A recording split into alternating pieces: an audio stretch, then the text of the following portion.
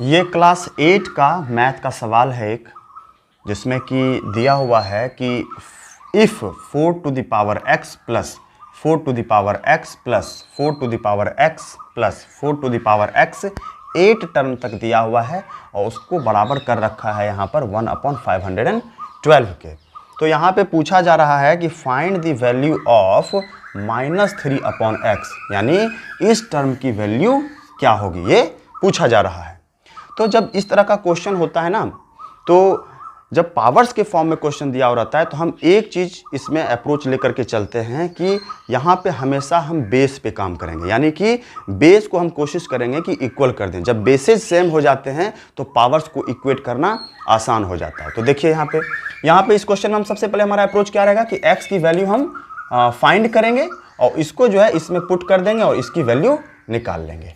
ठीक है, तो चलिए शुरू करते हैं। तो देखिए यहाँ पे ये कितने टर्म्स में दिए हुए हैं, 8 टर्म्स में। तो जब 8 टर्म्स में एडिशन के फॉर्म में दिया हुआ है तो हम इसको क्या करेंगे, इसको हम एक तरह से सबको ऐसे लिख देंगे कि 8 multiplied by 4 to the power x, और ये किसके बराबर हो जाएगा 1/512 के। ये इसके बराबर हो गया। अब ये इसके बराबर हम ऐसे कैसे लिख सकते हैं आप समझिए, ये 8 टर्म तक क्या हो रहा है, ऐड हो रहा है ना, तो इसको हम 8 से मल्टीप्लाई भी कर सकते हैं। फॉर एग्जाम्पल 2 + 2 + 2 बराबर क्या होता है 6। तो ये 3 बार प्लस किया ना इसको, इसका मतलब हम 2 को अगर 3 से मल्टीप्लाई भी कर दें तो 6 ही आएगा। ठीक उसी प्रकार 4 + 4 + 4 + 4 ये बराबर 16 हो जाता है। तो अगर यहाँ पे 4 को 4 बार जोड़ा गया है तो यहाँ पे 16 हो गया। तो हम कह सकते हैं कि 4 को अगर हम 4 से मल्टीप्लाई भी कर देते तो भी हमको 16 ही आता है। तो देखिए यहाँ पे दोनों क्रियाओं में जो है रिजल्ट बिल्कुल सेम आया है। दोनों क्रियाओं में क्या हुआ है, रिजल्ट बिल्कुल सेम आया है। तो हम इसी तरह से इस अप्रोच को हम यहाँ पर भी अप्लाई कर सकते हैं कि इन सबको अगर जोड़ेंगे और उसको अगर बराबर कर देंगे 1/512 के, तो हम कह सकते हैं कि इसको हम 8 से गुना भी कर सकते हैं और इसको भी हम बराबर कर सकते हैं 1/512 के। तो ये एक्सपेंडेड फॉर्म में हो गया और ये शॉर्ट फॉर्म में हो गया, लेकिन बात बिल्कुल बराबर है। ठीक है, तो अब हम इसके आगे कैसे करके कैलकुलेट करेंगे, देखिए इसको अब हम क्या करेंगे कि बेस को बिल्कुल सेम रखेंगे। तो हम यहाँ पे क्या कर सकते हैं, 8 को हम ऐसे लिख सकते हैं 2 टू द पावर 3, ऐसे लिख सकते हैं, बिल्कुल लिख सकते हैं। अच्छा 4 को हम कैसे लिख सकते हैं 2 to the power 2 to the whole power x, ऐसे कर सकते हैं, हाँ बिल्कुल कर सकते हैं।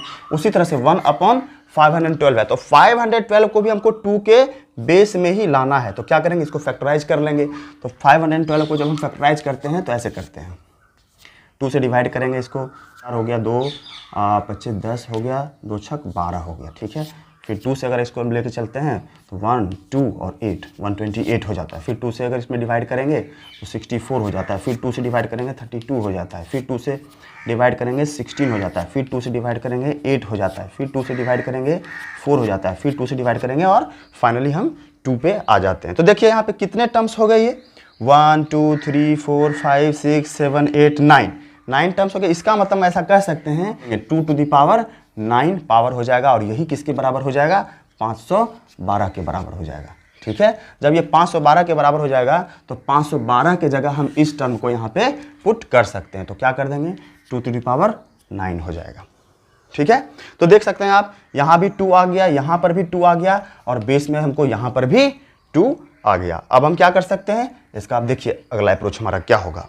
तो यहाँ पे हम क्या कर सकते हैं, इसको यहाँ पे हम इस तरह से लिख सकते हैं क्या कि यहाँ पर जैसे कि 8 हो गया ये, ठीक है ना। तो अब इसको हम ऐसे लिख सकते हैं। यहाँ पे देखिए बेस हमारा बिल्कुल सेम हो गया। ये बेस जब सेम है तो जब ये मल्टीप्लाई में रहता है तो इसको हम क्या कर देते हैं, पावर्स को ऐड कर देते हैं। लेकिन उससे पहले एक और स्टेप अभी करना बाकी है, तो आप देखते जाइए।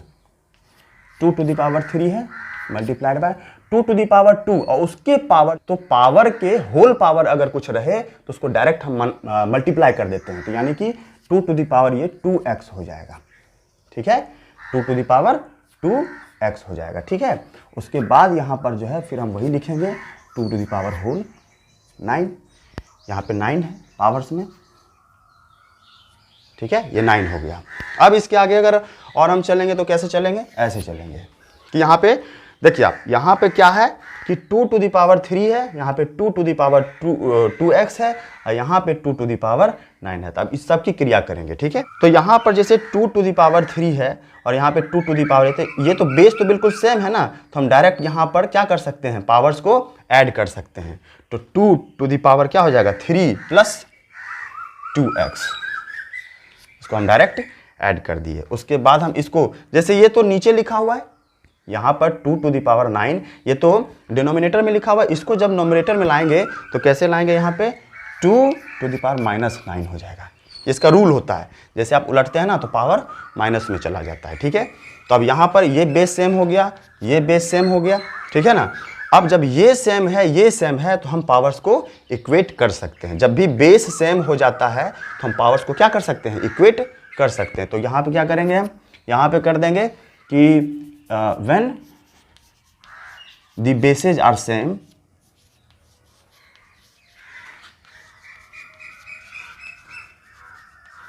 then we can equate the powers.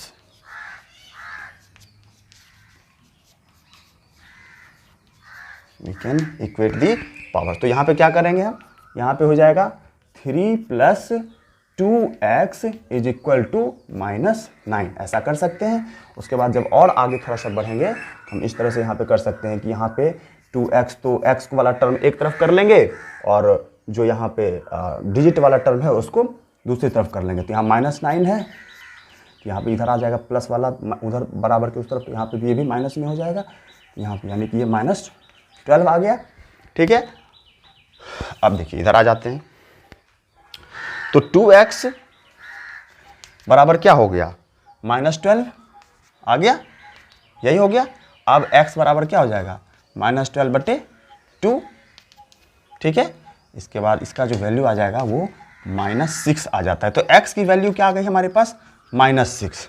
x की वैल्यू क्या आ गई, -6 आ गई। अब इसी वैल्यू को हम यहाँ पे पुट करेंगे, उसी वैल्यू को हम यहाँ पे पुट करेंगे और इस पूरे टर्म का वैल्यू निकाल देंगे। तो कैसे होगा, यहाँ पे -3 अपॉन इस वैल्यू को यहाँ पे डालिए तो -6 हो जाएगा, है ना। और माइनस से माइनस क्या हो जाता है, कैंसिल हो जाता है, ठीक है।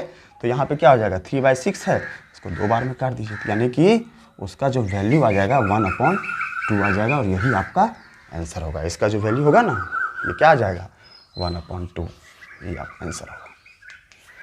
आया सब कुछ समझ में।